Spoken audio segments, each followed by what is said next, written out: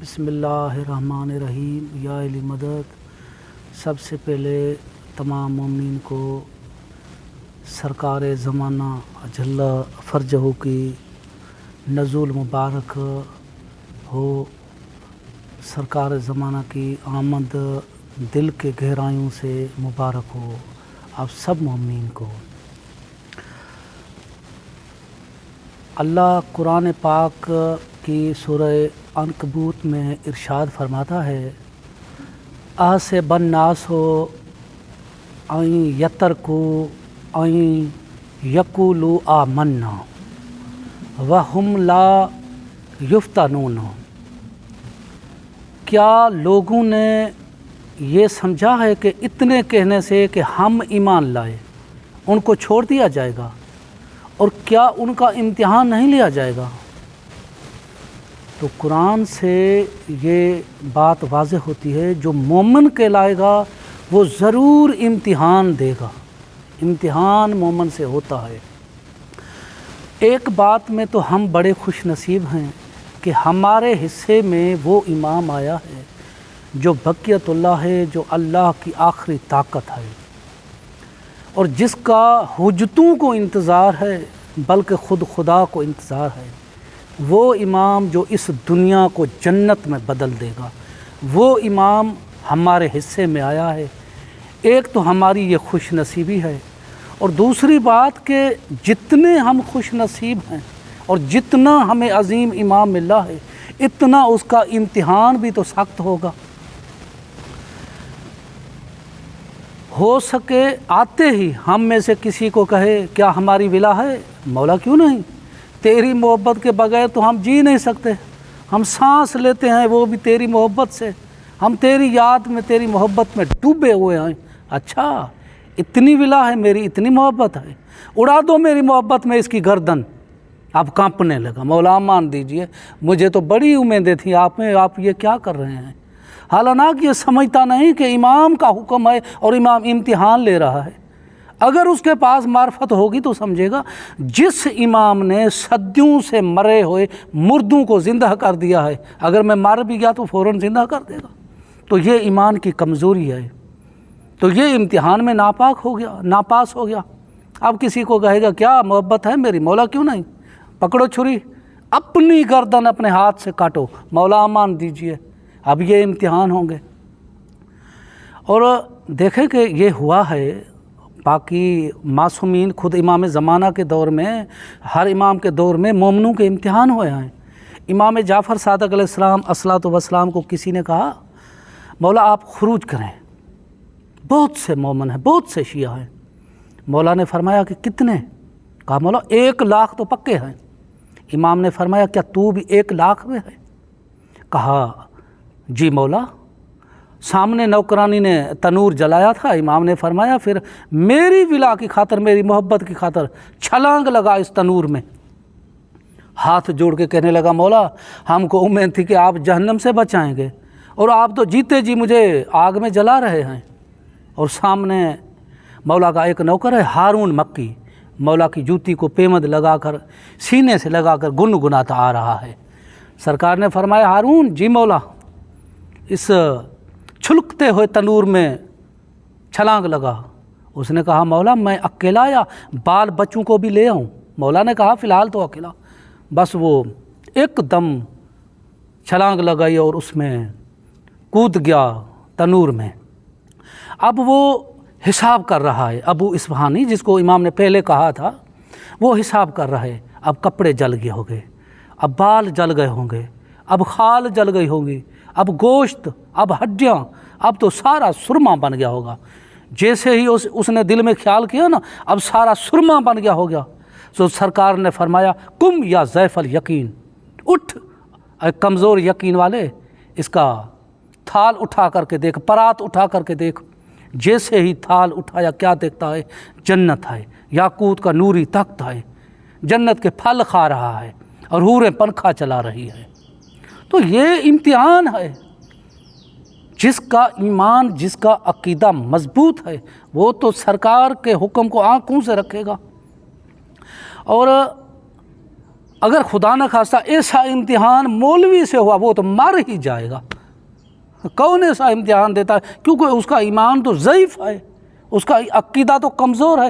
کمزور عقیدے والا سرکار زمانہ کے امتحان میں ناپاس ہو جائے گا۔ اور مولا سجاد کا فرمان ہے جو آخری زمانہ ہوگا وہ بھی بڑا امتحان کا اور سخت زمانہ ہوگا، اور ظہور کا زمانہ بھی امتحان کا ہوگا۔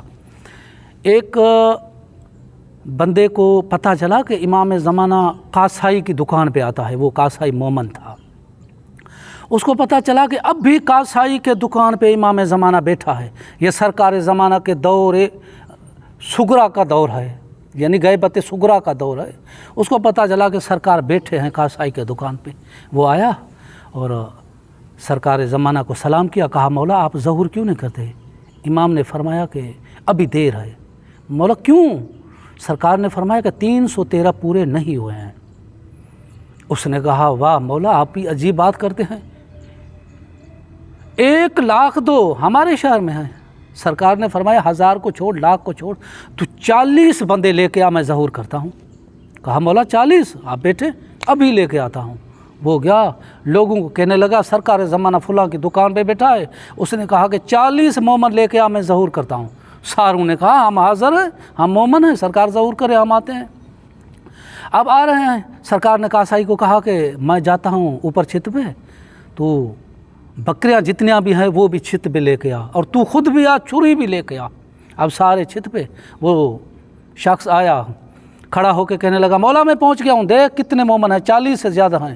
سرکار نے فرمایا جلدی نہیں کرے، امتحان لینا پڑے گا، ایک کو اوپر بھیجے۔ ایک اوپر آیا، سرکار نے کہا کیا ظہور چاہتے ہو؟ جی مولا۔ خاموش ہو کر کے بیٹھ جاؤ۔ اور سرکار نے بکریوں کو کہہ دیا کہ آواز نہیں نکالے، بکریاں بھی خاموش، وہ بھی خاموش۔ سرکار نے کاسائی کو حکم دیا پرنالے کے قریب بکری کو ذبح کرے۔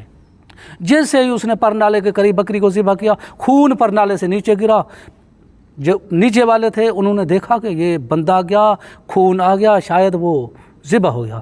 اب سرکار نے فرمایا دوسرا آئے، پھر دوسرا آیا۔ سرکار نے کاسائی کو حکم دیا کہ پرنالے کے قریب بکری کو ذبح کرے۔ پھر دوسری بکری ذبح ہوئی اور خون نیچے گرنے لگا۔ انہوں نے دیکھا کہ دوسرا گیا، پھر بھی پرنالے سے خون آیا، دوسرا بھی ذبح ہو گیا۔ سرکار نے فرمایا اب تیسرا ہے۔ ایک نے کہا تو جا، دوسرے نے کہا تو جا، اس نے کہا تو جا، اس نے کہا تو جا۔ دھیرے دھیرے پیچھے ہٹتے ہٹتے سارا بازار صاف۔ سرکار اس شخص سے مخاطب ہو کے فرمایا کہ کہاں گئے تیرے 40 مومن؟ سرکار میں کیا کروں، امتحان میں ناپاس ہو گئے۔ سرکار نے فرمایا مجھے ایسے نہیں چاہیے۔ اب مولا سرکار زمانہ نے اس کاسائی کو زبان سے کچھ نہیں کہا، بس اشارہ کیا، یعنی نیچے چھلانگ لگا، چھت سے نیچے چھلانگ لگا۔ اس نے دیر ہی نہیں کی، چھلانگ لگائی، پھر اوپر آیا، پھر چھلانگ لگائی، پھر اوپر آ کے تیسری بار چھلانگ لگائی۔ سرکار نے فرمایا کیا کر رہے ہو؟ میں نے تجھے کہا تھا ایک بار چھلانگ لگا۔ اس نے کہا مولا مجھے کیا پتا کہ آپ کیسا گرنا پسند کریں گے، میں کیسے گروں اور کون سا گرنے کا طریقہ آپ کو پسند ہوگا۔ سرکار زمانہ نے فرمایا مجھے ایسے 313 چاہیے، ایسے 313 چاہیے، پھر میں ظہور کروں گا۔ تو سرکار زمانہ کا امتحان بڑا سخت ہوگا، اور آتے ہی میرا مولا عجیب و غریب حکم کرے گا۔ مثلا کہے گا کعبے کو گرا دو۔ اب جو ضعیف ایمان والے ہیں، جو ضعیف عقیدے والے ہیں، وہ کہیں گے واہ مولا واہ، اللہ کا گھر ہے، بیت ہے، ہمارا قبلہ ہے، ہم حج کرتے ہیں، زیارت کرتے ہیں، طواف کرتے ہیں، کیسے گرا دیں؟ جیسے رسول نے اپنے دور میں کہا تھا مسجد زرار کو گرا دو۔ کچھ منافقوں نے کہا واہ یا رسول اللہ یہ کیا کر رہے ہیں، قرآن کی تلاوتیں ہوتی ہیں، اللہ کی عبادت ہوتی ہے، تسبیحیں ہوتی ہیں، نماز ہوتی ہے، اللہ کے گھر کو کیسے گرا دیں؟ حضور نے فرمایا تم کو نماز کس نے دی ہے؟ میں نے دی ہے نا۔ قرآن کی تلاوت کس نے سکھائی ہے؟ میں نے سکھائی ہے نا۔ تسبیح کس نے دی ہے؟ میں نے دی ہے نا۔ اللہ کس نے بتایا؟ میں نے بتایا ہے۔ اب میں حکم کر رہا ہوں گرا دو تو گرا دو۔ تو سرکار زمانہ بیٹھتے ہی عجیب و غریب حکم فرمائے گا کعبہ کو گرا دو۔ اب جو کمزور عقیدے والے ہیں وہ کہیں گے، بحث کریں گے سرکار سے، یہ آپ کیا کر رہے ہیں؟ سرکار فرمائے گا میرے آبا و اجداد کے، باپ دادا کے روزے گرا دو۔ اب کمزور عقیدے والے بحث کریں گے، مولا یہ کیا کر رہے ہیں؟ ہم زیارت کرتے ہیں، ہم زواری کرتے ہیں، اماموں کے روزوں کو کیسے گرا دیں؟ اب وہ جاہل یہ نہیں سمجھیں گے اس میں کوئی نہ کوئی حقیقت ہے۔ اب دیکھیں مولا کا قول ہے کہ جو 2 باتوں پہ ایمان نہ رکھے وہ ہمارا مومن نہیں، ہمارا شیعہ نہیں۔ ایک رسول کی معراج اور دوسرا ہماری رجت۔ یعنی کہ ہم سرکار زمانہ کے دور میں سارے کے سارے واپس آئیں گے، ظاہر ہو جائیں گے، رجت کریں گے۔ جب وہ باہر آ جائیں گے قبروں سے تو پھر روزے کس کام کے؟ یہ روایت میں ملتا ہے کہ سرکار زمانہ حکم فرمائے گا، ایک تو آزمائش ہوگی، دوسرا تو وہ جب باہر آ جائیں گے روزے کس کام کے؟ اور کعبے گرانے کے لیے بھی روایت ملتی ہے۔ کچھ مولویوں نے لکھا ہے کہ کعبہ اس لیے گرایا جائے گا، ابراہیم کے دور کے بعد یہ کعبہ 3-4 بار گرا ہے اور پھر بنا ہے، بنتے بنتے اپنی اصلی جگہ سے ہٹ گیا ہے۔ سرکار اس کو اصلی جگہ پہ بنائے گا، اس لیے حکم کرے گا کہ کعبہ گرا دو۔ لیکن شیخ صدوق نے ایک عجیب و غریب بات کہی ہے۔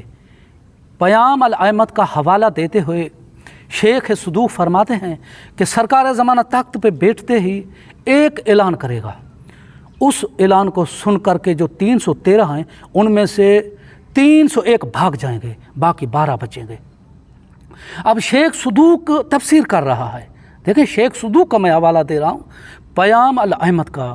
شیخ صدوق کہتے ہیں میرا خیال ہے کہ امام زمانہ یہ اعلان کرے گا کہ آج کے بعد کعبہ قبلہ کربلا ہے۔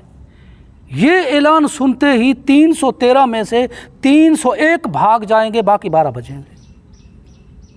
شیخ صدوق کہتا ہے کہ سرکار زمانہ کے دور میں قبلہ کربلا بنے گا، مگر میرا عقیدہ کیا ہے؟ دیکھیں میرے عقیدے سے ہر کسی کا متفق ہونا ضروری نہیں ہے۔ آپ شیخ صدوق والی بات کو مانیں، آپ کی مرضی ہے، آپ اپنے عقیدے والی بات مانیں، اپنی مرضی ہے۔ عقیدہ انسان کا کسی کے تقلید پہ نہیں ہوتا ہے، جو تمہاری عقل دل مانے وہ عقیدہ رکھو، عقیدے پہ کوئی زبردستی نہیں ہے۔ میرا عقیدہ یہ ہے کہ سرکار زمانہ کے ظہور کے وقت جو قبلہ ہے وہ امام حسین کا چہرہ ہوگا۔ جیسے ہم کعبہ کی طرف رخ کر کے سجدہ کرتے ہیں، سرکار کے دور میں امام حسین سامنے کھڑا ہوگا، ہم سجدہ کریں گے۔ یہ میرا عقیدہ ہے، آپ مانیں یا نہ مانیں۔ اب شیخ صدوق والی بات کو مانیں کہ کربلا قبلہ ہوگا، مجھے کوئی اعتراض نہیں ہے۔ بڑی مشہور روایت ہے اور بہار الانوار میں بھی موجود ہے جو کہ سرکار زمانہ 18,000 امامے والے مجتہد قتل کرے گا، ان کی گردنیں اڑائے گا۔ دیکھیں مجتہد بے عمل نہیں ہوتا ہے، مجتہد ہو اور بے عمل ہو میں نہیں مانتا۔ عمل کی کوئی کمی نہیں ہے، نماز بھی ہے، روزہ بھی ہے، حج بھی ہے، زکوٰۃ بھی ہے، ہر کچھ ہے، عمل کی کوئی کمی نہیں۔ کیوں مار رہا ہے سرکار؟ کیونکہ عقیدہ کمزور ہے، کمزور عقیدے کی وجہ سے۔ اگر انسان کے پاس عمل کی کمی ہے، انسان گنہگار ہے، سرکار زمانہ کے دور میں بخشش ہو سکتی ہے۔ اگر عقیدہ کمزور ہے، عقیدہ ضعیف ہے تو نہیں بچے گا، کیونکہ رسول کے دور میں بھی جب قرآن نے کہا تھا تو موجود ہے عذاب نہیں آئے گا، بد عملی پہ عذاب نہیں آیا، بد عقیدے پہ عذاب آیا۔ حارث بن کون تھا؟ حارث نعمان کون تھا جس پہ عذاب آیا؟ حارث بن نعمان فاری، جس پہ رسول کے دور میں عذاب آیا، رسول موجود تھا، آسمان سے ایک پتھر آیا، اس پہ عذاب آیا، وہ مر گیا، قتل ہو گیا، واصل جہنم ہو گیا۔ تو رسول کے دور میں بھی جو عذاب آتا تھا بد عملی پہ نہیں آتا تھا، بد عقیدے پہ آتا تھا۔ سرکار زمانہ کے دور میں بھی عذاب آئے گا مگر بد عملی پہ نہیں آئے گا، بد عقیدی پہ آئے گا۔ یہ آخری زمانہ ہے دوستو، یہ امتحان کا زمانہ ہے، بقول امام سجاد یہ آخری زمانہ امتحان کا زمانہ ہے، اور سرکار زمانہ کے دور میں بھی امتحان لیا جائے گا۔ اس لیے زمانے کے امام کی معرفت ضروری ہے۔ یوں تو ہر امام کی معرفت ضروری ہے، مگر ہم جس امام کے زمانے میں رہتے ہیں اس امام کی خصوصی معرفت ہمارے اوپر واجب ہے۔ اگر معرفت ہوگی تو سرکار کو پہچانیں گے، معرفت نہیں ہوگی تو نہ سرکار کو پہچان سکیں گے اور نہ ہی اس کے حکم کو مان سکیں گے۔ تو سرکار زمانہ کی معرفت ضروری ہے۔ دعائے معرفت ہے، ہر شیعہ پڑھتا ہے، اس میں ایک فقرہ ہے، یا اللہ مجھے اپنی معرفت عطا کر، اگر تیری معرفت عطا نہ ہوئی تو میں رسول کو نہیں پہچان سکوں گا، اور یا اللہ رسول کی معرفت بھی تو عطا کر، اگر رسول کی معرفت عطا نہ ہوئی تو میں حجت کو نہیں پہچان سکوں گا، اور حجت کی معرفت بھی تو عطا کر، اگر حجت کی معرفت نہ ہوئی تو میں بے دین ہو جاؤں گا۔ یہ دعائے معرفت میں فکرے ہیں۔ اب دیکھیں اللہ کی معرفت نہ ہوئی نقصان کیا ہے؟ رسول کی معرفت نہیں ہوگی۔ रसूल की मार्फत न हुई तो नुकसान क्या है? हुज्जत की मार्फत नहीं होगी। हुज्जत की मार्फत न हुई तो नुकसान ये नहीं कि दूसरी किसी मासूम की या हुज्जत की मार्फत नहीं होगी, बल्कि नुकसान ये है कि मैं बेदीन हो जाऊंगा, मतलब काफिरों से भी कमतर हो जाऊंगा, क्योंकि काफिरों का भी दीन होता है। लकुम दीनकुम वलिय दीन, तुम्हारा दीन तुम्हारे लिए, हमारा दीन हमारे लिए। रसूल काफिरों को कह रहा है कि तुम्हारा दीन तुम्हारे लिए, हमारा दीन हमारे लिए।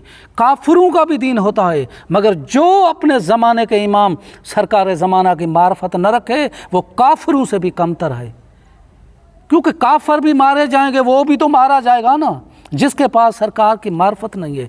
इसलिए मेरे अजीज़ों, अपने ज़माने के इमाम की मार्फत हासिल करो। अगर मार्फत नहीं तो तलवार तुम पर हम पर चल सकती है। इसलिए ज़रूरी है कि अपने इमाम की मार्फत रखो, ताकि इमाम आए उसको पहचान सको। क्योंकि जैसे रसूल के दौर में, रसूल के बाद काफ़ी लोगों ने नबूवत की दावा की थी, जिसके पास मार्फत नहीं थी उन्होंने बैयत कर ली। इसी तरह सरकार ज़माना के दौर में काफ़ी दावा करें हम आए हम आए, जिसके पास मार्फत होगी वो पहचानेगा ये मेरा इमाम है, ये नहीं है। तो मैं आपको एक अलामत बताता हूँ, सारी चीज़ों को छोड़ दो, एक अलामत जिसमें नज़र आए उसके कदमों में गिर जाना कि मौला तू हमारे इमाम है, हम तेरी बैयत में आते हैं। वो अलामत ये है कि सरकार का साया नहीं होगा, क्योंकि सरकार नूर है, नूर का साया नहीं होता है। कोई अलामत नहीं देखना, ना अब्बा कम्बा ना अमामा, कुछ भी नहीं देखना, बस एक अलामत देखना, जिसका साया ना हो उसके कदमों में गिर जाना। दुआ में याद रखिएगा या अली।